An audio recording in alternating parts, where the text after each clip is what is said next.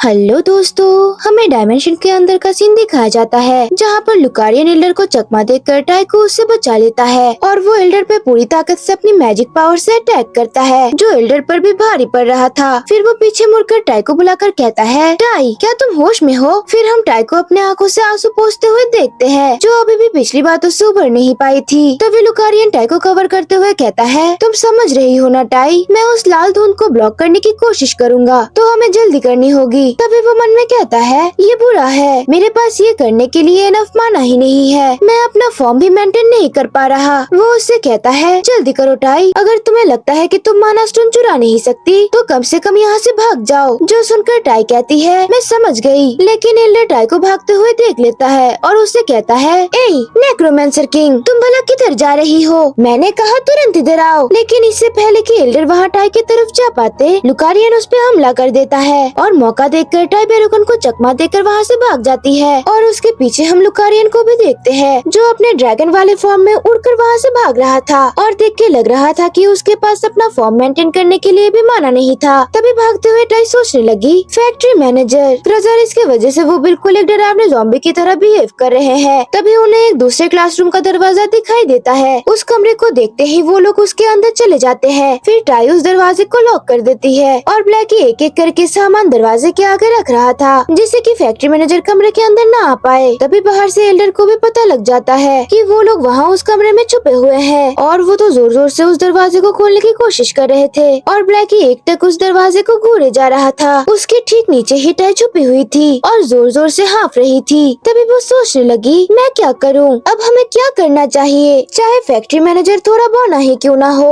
और इस तरह से ज़ॉम्बी की तरह एक्ट कर रहा हो, फिर भी वो एक एडल्ट इंसान है जो कि टाई से ज्यादा स्ट्रॉन्ग है। अगर मैंने उन्हें किसी जगह से अच्छे से बांध कर नहीं रखा तो हम उनके खिलाफ जीत नहीं पाएंगे। एक मिनट, उन्हें अच्छे से बांधना है। फिर टाई को एक आइडिया आता है और वो कहती है, हाँ हमें यही करना होगा, हमें उन्हें किसी चीज के जरिए बांधना होगा। उसके बाद वो चीजें ढूंढने लग जाती है जिससे कि वो एल्डर को अच्छी तरीके से बांध सके। और टाई की नजर पीछे एक वैक्यूम क्लीनर पर पड़ती है जिसे देखकर टाई ब्लैकी को बुलाकर कहती है, ब्लैकी मेरी बात सुनो, टाई के पास एक आइडिया है। टाई को अचानक वहाँ से जाते देख लुकारियन थोड़ा डर जाता है और उसे बुलाकर कहता है, टाई आखिर तुम इस वक्त कहाँ जा रही हो? फिर टाई उस वैक्यूम क्लीनर के तार को लुकारियन की तरफ फेंकते हुए कहती है, ब्लैकी जल्दी से पकड़ो, ये वही वैक्यूम क्लीनर है जो पहले टीचर यूज करती थी और इसका वायर बहुत लंबा है। और ये आइडिया सुनकर ब्लैकी भी शौक होकर सोचने लगा, अरे ये आइडिया मुझे पहले क्यों नहीं आया? तभी हम देखते हैं थोड़े टाइम में ही बेरोगन दरवाजा खोलकर अंदर आ जाता है। वो चिल्ला कर कहता है, नेक्रोमेंसर किंग जल्दी मेरे सामने आओ, मैं तुम्हें नहीं छोड़ूंगा। लेकिन तभी उसका पैर वायर में आ जाता है और ब्लैकी ने ही उस वायर को उसके पैरों में फंसाया था। तभी वो उस वायर को लेकर एल्डर के इर्द गिर्द घूमकर उसे अपने जाल में फंसा लेता है जिससे कि एल्डर हिल नहीं पाते और अपना बैलेंस खोकर टाई के सामने गिरने लगते हैं। जब टाई अपनी आंखें खोलती है वो देखती है कि एल्डर उसके ठीक सामने ही जमीन पर गिरे हुए थे। तभी टाई खुशी से रोते हुए कहती है, ब्लैकी हमने सच में ये कर लिया, सॉरी फैक्ट्री मैनेजर। टाई को ऐसे रोता देख ब्लैकी उसे समझाकर कहता है, टाई हमारे पास अभी रोने का टाइम नहीं है, तुम बाद में रो लेना, जल्दी करो और उसे वो स्टोन ले लो।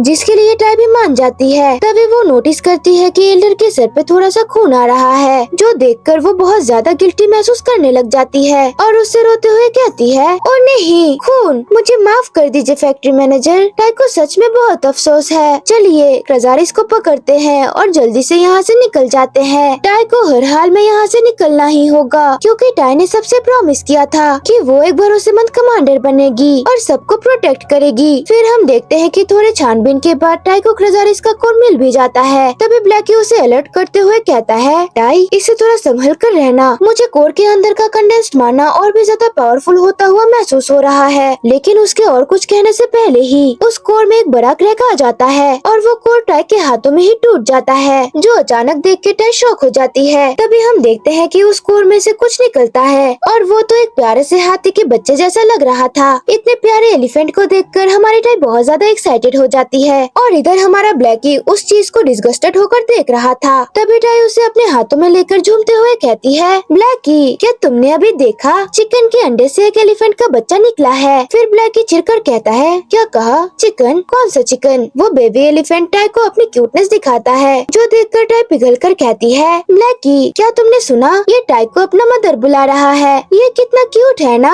और ये सब देखकर ब्लैकी गुस्से से कहता है, क्या कहा? ये बदमाश तुम्हें क्या बुला रहा है? टाई, क्या तुम्हें जरा सा भी अंदाजा है कि वो क्या चीज है? वो एक मॉन्स्टर है, बिल्कुल उन्हीं क्रिएचर्स की तरह जिनसे तुम अब तक लड़ती आई हो, और ऊपर से उसके मानस से ब्लड की तेज बू आ रही है और लगता है कि ये हमेशा से खून खराबा करते आ रहा है। पता नहीं अब तक उसने कितने लोगों को मार डाला होगा। हमें यहाँ डायमेंशन में बंद करके डराना भी उसका ही किया धरा है टाई। तभी वो बेबी एलिफेंट अपने सर से ब्लैकी पर वार करके अपनी ही भाषा में उसे कुछ बताने की कोशिश करता है। इन सब से इरिटेट होकर लुकारियन टाई से पूछता है कि टाई, ये हरामी आखिर क्या बकवास करे जा रहा है? जिसके जवाब में टाई उसे एक्सप्लेन करती है कि पुप्पू कह रहा है कि वो लोगों को हर्ट नहीं करता और उसको अपने हैच होने से पहले की कोई भी बात याद नहीं है, और टाई को डायमेंशन में लॉक कर देना। वो कह रहा है कि वो एक एक्सीडेंट था जिसे वो कंट्रोल नहीं कर पाया। पुप्पू बस टाई को वो खाना देना चाहता था जिसको उसने बहुत लंबे वक्त से संभाल कर रखा था, लेकिन मैं उसे बार बार भाग रही थी, तो इसीलिए वो बस मुझे पकड़ने की कोशिश कर रहा था। जिसके जवाब में ब्लैकी कहता है, कौन सा खाना? क्या तुम उस बुढ़े इंसान की बात कर रही हो? जो सुनकर पुप्पू हाँ में सिर हिलाता है। तभी ब्लैकी कंटिन्यू करते हुए कहता है, उसने कहा कि वो किसी को हर्ट नहीं करता, तो फिर क्या ये कोई सेंस बना रहा है कि वो उस इंसान को खाने की कोशिश कर रहा था? तभी ब्लैकी की एलिगेशन सुनकर पुप्पू खुद को डिफेंड करते हुए फिर से कुछ तो कहता है। टाई उसे ट्रांसलेट करते हुए कहती है, उसने कहा कि वो इंसानों को नहीं बल्कि उसके दिल को खाता है, डर से भरे हुए दिल। पहले उसका प्लान था कि वो उन्हें खाकर जगेगा, लेकिन टाई से मिलने के बाद उसने बिना खाना खाए दोबारा जिंदा होने की ताकत हासिल कर ली। जो सब सुनकर तो ब्लैकी फिर से गुस्सा हो जाता है। टाई ब्लैकी को कहती है, देखो ना ब्लैकी, क्या ये क्यूट नहीं है? ये टाई का फेवरेट बेबी एलिफेंट है। तभी पुप्पू कहता है कि वो हमेशा के लिए टाई के साथ रहना चाहता है, और अगर टाई को ये पसंद नहीं है तो वो आज से ही अपना खाना खाना बंद कर देगा। जिसके जवाब में ब्लैकी कहता है, ऑफ कोर्स ये ऐसा ही करेगा, क्योंकि वो हरामी तुम्हारे माना को लगातार एब्जॉर्ब करके अपना पेट भर रहा है। फिर ब्लैकी को टाई के साथ पिछली बातें याद होने लगती है, जो सब याद करके ब्लैकी के मुंह पे तो ताला ही लग जाता है और ब्लैकी वहाँ पॉज हो जाता है। वो आगे टाई से उस बारे में कुछ भी नहीं कह पाता। तभी एल्डर बेरुगन भी होश में आ जाते हैं और वो टाई को बुलाकर कहते हैं, नेक्रोमेंसर किंग, क्या तुम ठीक हो? आखिर यहाँ क्या हुआ था? फिर टाई उन्हें सब कुछ एक्सप्लेन कर देती है और वो शॉक होकर कहते हैं, क्या कहा? क्राज़ारिस का कोर गायब हो गया? क्या ऐसा सच में पॉसिबल भी है? तुम कह रहे हो कि तुमने उस मॉन्स्टर क्राज़ारिस को हरा दिया, तो क्या उस वक्त क्राज़ारिस का कोर किसी बहुत बड़े माना क्लैश की वजह से फट गया? फिर हम देखते हैं कि लुकारियन वहाँ से ग्रम्पी होकर जाने लगता है और जाते हुए सोचता है, माना क्लैश जैसा कुछ नहीं हुआ था, उस कमीने ने बस एक तरफ से माना एब्जॉर्ब करके खुद को उस स्टोन से हैच कर लिया। तभी टाई नोटिस करती है कि लुकारियन वहाँ से जा रहा था, तो वो उसे बुलाने लगती है कि ब्लैकी, तुम भला कहाँ जा रहे हो? लेकिन वो इसका जवाब दिए बिना ही वहाँ से चला जाता है, जो देखकर हमारी टाई डंफाउंडेड होकर कहती है, वो ऐसा बर्ताव क्यों कर रहा है? और तभी पुप्पू भी उसके हाथ से नीचे उतर जाता है और ब्लैकी के पीछे पीछे चला जाता है और पीछे से टाई उसे बस बुलाती रह जाती है। तभी एल्डर पुप्पू को नोटिस करते हुए एसटी से पूछता है, ऐसा खतरनाक डायमेंशन में भी जहाँ मैजिक का इस्तेमाल नहीं हो सकता, तुम यहाँ अपने समन्ड बीस्ट को कंट्रोल कर सकते हो? अब समझ आ रहा है कि तुम्हारी इतनी बड़ी रेपुटेशन क्यों है। जो सुनकर टाई कुछ भी नहीं कह पाती। तभी एल्डर सोचने लगा, और तो और मेरा दिमाग जो अभी तक जिस धुंध से ढका हुआ था और मुझे किसी भी बात का कोई सेंस नहीं था कि आसपास क्या हो रहा है या फिर मैं क्या कर रहा हूँ, वो धुंध अचानक से ऐसे साफ हो गया जैसे वो सब कभी हुआ ही ना हो। फिर एल्डर उससे कहता है, नेक्रोमेंसर किंग, अगर मेरा अंदाजा सही है तो लगता है तुमने मेरी जान बचाई है, क्योंकि मुझे लगता है क्राज़ारिस के कोर ने इतने वक्त से मुझे अपना होस्ट बना रखा था। एल्डर की बात सुनकर टाई कहती है, क्या कहा? एक होस्ट? फिर एल्डर एक्सप्लेन करते हैं कि 3 साल पहले मैंने क्राज़ारिस के आर्मनेंट को अपने क्वार्टर्स में रखवा दिए थे। हाँ, बिल्कुल उसी वक्त से ये सब शुरू हुआ था। उस दिन की वो यादें बार बार मेरे दिमाग में लौटने लगी, जिसकी वजह से मैं इतने गुस्से में रहने लगा कि मैं खुद को कंट्रोल ही नहीं कर पाता था। फिर टाई ये सोचने लगी कि क्या ये इसलिए था क्योंकि पुप्पू फैक्ट्री मैनेजर के डर से भरा दिल को खाने की कोशिश कर रहा था। फैक्ट्री मैनेजर कंटिन्यू करते हुए कहता है कि मुझे तुम्हारे उम्र के बारे में नहीं पता, लेकिन अगर तुम 40 साल के ज्यादा हो तो तुमने हेदरटेल इंसिडेंट के बारे में जरूर सुना होगा। जो सुनकर टाई शौक होकर सोचने लगी, हेदरटेल इंसिडेंट और 40 साल? फिर वो डर डर कर कहती है, शायद मैंने इसके बारे में कहीं पे तो सुन रखा है। फिर एल्डर बेरुगन परेशान होकर टाई को कहते हैं, हाँ मुझे यकीन है कि तुमने उस बारे में जरूर सुना होगा। वो एक बहुत मशहूर वाकया है। उस इंसिडेंट का कल्प्रिट हेदरटेल के लॉर्ड का बेटा था। उसने एक हॉस्पिटल पर हमला करके अपनी इविल करतूतों की शुरुआत की थी और उसने कुल 90 बेगुनाह लोगों की जान ले ली थी। और उन्हें मारने के लिए जिस वेपन का इस्तेमाल किया गया था वो कोई और नहीं बल्कि वही वेपन था जो मैंने खुद बनाया था। जो सब सुनकर टाई बिल्कुल हैरान हो जाती है। एल्डर मायूस होकर कहता है, मैंने कई तरह से पर्सनल रिक्वेस्ट को सख्ती से मना किया था, लेकिन उसकी रिक्वेस्ट को ठुकराना मुश्किल था। मैं भी उसी तरह के एक खौफनाक बैटलफील्ड में बड़ा हुआ था, जहाँ माना स्टोन्स की भरमार थी और लोग लगातार लड़ते रहते थे। इसलिए सिविल वॉर को दबाने में उसके कंट्रीब्यूशन को मैं नजरअंदाज नहीं कर सकता। मैंने सिर्फ इतना उम्मीद किया था कि मेरे वेपन्स एक नए पीसफुल एरा की शुरुआत करेंगे, और फिर ऐसे ही कई महीनों बाद मैंने वो वेपन कंप्लीट कर दिया, एक नए टेक्नोलॉजी को यूज करने वाले वेपन के रूप में। मैंने इसका नाम भी सोल ऑफ आयरन ब्लड रखा, ताकि ये हिस्ट्री में याद रखे जाने वाला मास्टरपीस बने। लेकिन मेरे उम्मीद के बिल्कुल ऑपोजिट मेरे पास ये खबर पहुंची कि मेरे वेपन ने बेगुनाह लोगों की जान ले ली थी। मुझे पता था कि एक वेपन क्या होता है, फिर भी खुद से मुझे बेहद नफरत होने लगी, सिर्फ इसलिए क्योंकि मैंने एक मासूम सी उम्मीद के चक्कर में उसे वो वेपन दे दिया था। और ये सब हो गया। उस नाइट को फांसी दी गई, जिसके चेहरे पे जरा सा भी पछतावा नहीं था, और बेगुनाहों की कब्र की वो खत्म ना होने वाली कतार भी तो है। उसके बाद वेपन्स मुझे कभी शान की चीज नहीं लगी। एक वक्त ऐसा भी था जब मैंने थोड़े समय के लिए वेपन्स बनाना छोड़ दिया था, लेकिन जब मैंने एक आर्मर स्मिथ बन के जीने का फैसला कर ही लिया था, तो मैं अपना काम छोड़ नहीं सकता था। उस वक्त मेरी हालत सच में हंसने लायक थी। तभी हमारे टाइलर के पास आकर उसे दिलासा देकर कहती है, फैक्ट्री मैनेजर, आपने कुछ भी गलत नहीं किया था, वो नाइट ही बुरा था। और ये कहते कहते बिना किसी रियलाइजेशन के वो रो ही देती है, और उसे ऐसा रोता देख एल्डर शॉक होकर ये सोचने लगा, क्या अजीब इंसान है, क्राजारिस जैसे मॉन्स्टर को मिटा देने वाला मॉन्स्टर, इतने मामूली से पास्ट को लेकर वो इतने बुरी तरीके से रो रहा है। टाई को बुरी तरीके से रोता देख फैक्ट्री मैनेजर को बिल्कुल भी अच्छा नहीं लगता। फिर वो बात बताने के लिए उससे कहता है, छोड़ो इन सब को, मैं बस इतना कहना चाहता हूँ कि मुझ में ऐसे ही डिफेक्ट है। तभी टाई कंफ्यूज होकर उससे कहती है, क्या कहा, आप में कुछ डिफेक्ट है? जो सुनकर एल्डर उसे समझाकर कहता है, डिफेक्ट यानी मुझ में कुछ कमियां है। मतलब ये बात सच है कि मैं थोड़ा शॉर्ट टेम्पर्ड रहा हूँ, लेकिन मैंने कभी भी आने वाले कस्टमर को बिना सोचे समझे ऐसे ही नहीं भगाया। जो सुनकर टाई सोचने लगी, तो डर से भरा हुआ दिल खाने का मतलब ये था।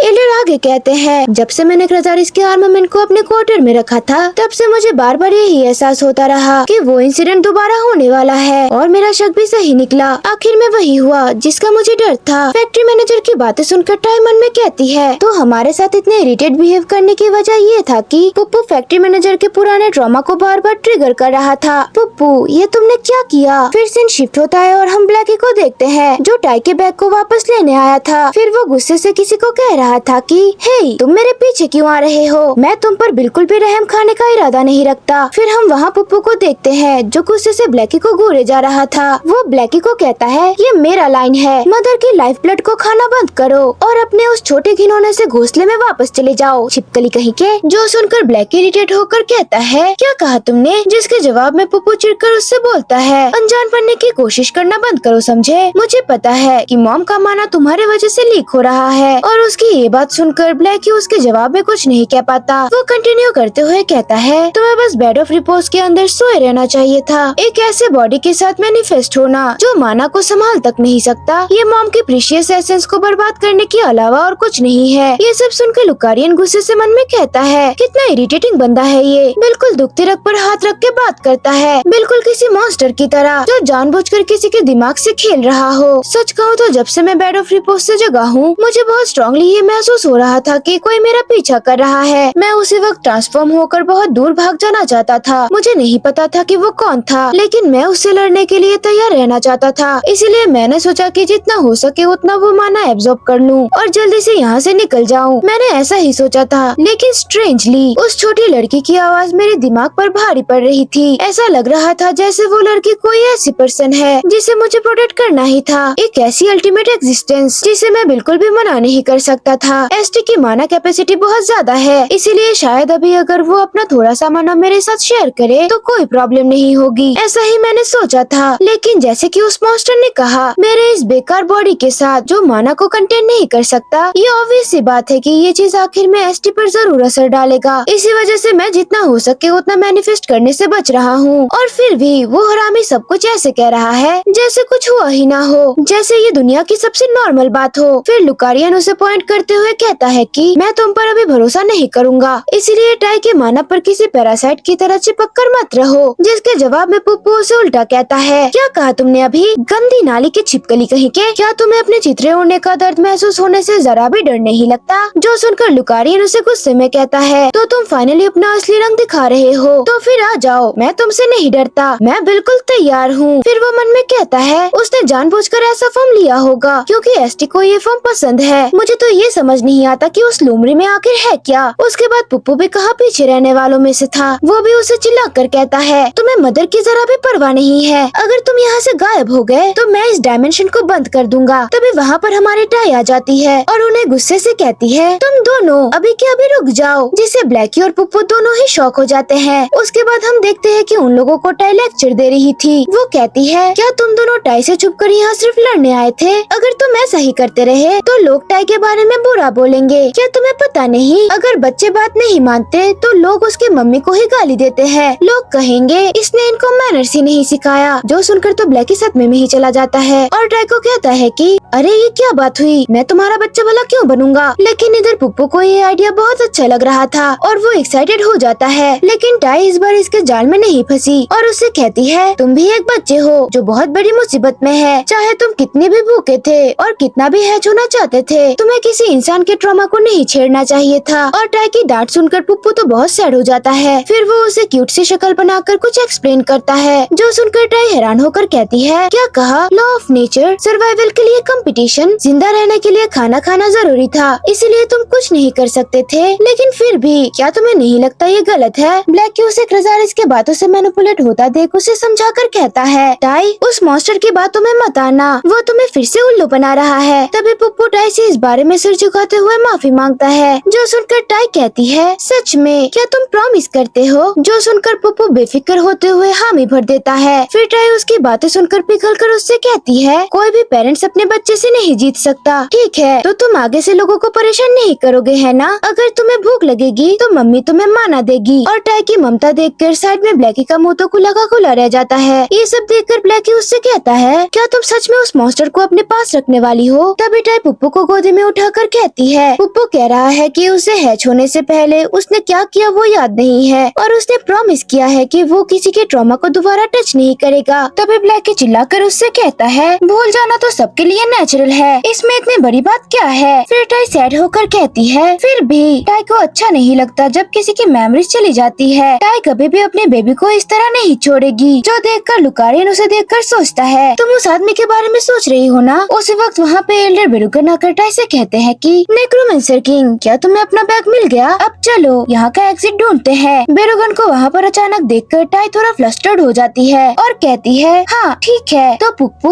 हमें बाहर जाने का रास्ता दिखाओ। फिर एल्डर उसे बुलाकर कहता है वैसे नेक्रोमेंसर किंग जरा इसे देखो, ये चीज किस काम के लिए यूज होती है? और उसके हाथों में तो एक बैटरी था। जो सुनकर टाई हैरानी से उसे देखती है और वो सीन वहीं पे कट हो जाता है। फिर सीन शिफ्ट होता है आर्मरी डिस्ट्रिक्ट पर, जहाँ पर हम वेल को देखते हैं जो कि हवा में अपने डैगर को चला रहा था। वो कहता है सीरियसली हम भला इसे डिस्ट्रॉय कैसे करें? हमें तो ये दिखाई ही नहीं दे रहा, चाहे मैं ऐसे ही आधे दिन के लिए खाली तलवार चलाता रहूं, फिर भी इस चीज का कोई फायदा नहीं है। काटने के लिए कुछ तो होना चाहिए ना? जिसका जवाब मेरे पर उससे कहता है मैंने कहा था ना इसका कोई फायदा नहीं है। हमने आर्मरी डिस्ट्रिक्ट में हर जगह मर्सिनरीज को तैनात कर दिया और मैजिक की मदद से डिमेंशन को रीड करने की कोशिश भी की, लेकिन इसका कोई फायदा नहीं हुआ। आखिर में जब तक टेसिटन नहीं आता तब तक हम इस बारे में कुछ नहीं कर सकते। जो सुनकर वेल चिल्लाकर कहता है लेकिन तुमने तो कहा था यहाँ पर टेसिटन आने वाला है और ट्रेवेगा के सारे मेंबर्स भी इधर ही आ रहे थे, लेकिन फिर अचानक वापस चले गए। जब वो बिल्कुल यहाँ पर आ ही गए तब उनका यूँ वापस चले जाना ये कैसी बकवास है? तभी हमें कुछ देर पहले का सीन दिखाया जाता है जहाँ पर टेसिटन किसी को वहाँ पर देखकर गुस्से में आ जाता है और वो एक मिडिल एज्ड आदमी था। तभी दोनों एक दूसरे को गौर से देख रहे थे। तभी कोई उसी मिडिल एज आदमी से कहता है जनरल कमांडर हमने मर्सिनरीज को बता दिया है कि ट्रेवेगा मर्सिनरीज वापस चले गए हैं। क्या ट्रेवेगा के लीडर को ऐसे ही जाने देना सच में ठीक होगा? फिर वो कुछ देर पहले टेसिटन के चेहरे को याद करके कहते हैं हम खुद ही इस बारे में कुछ न कुछ कर लेंगे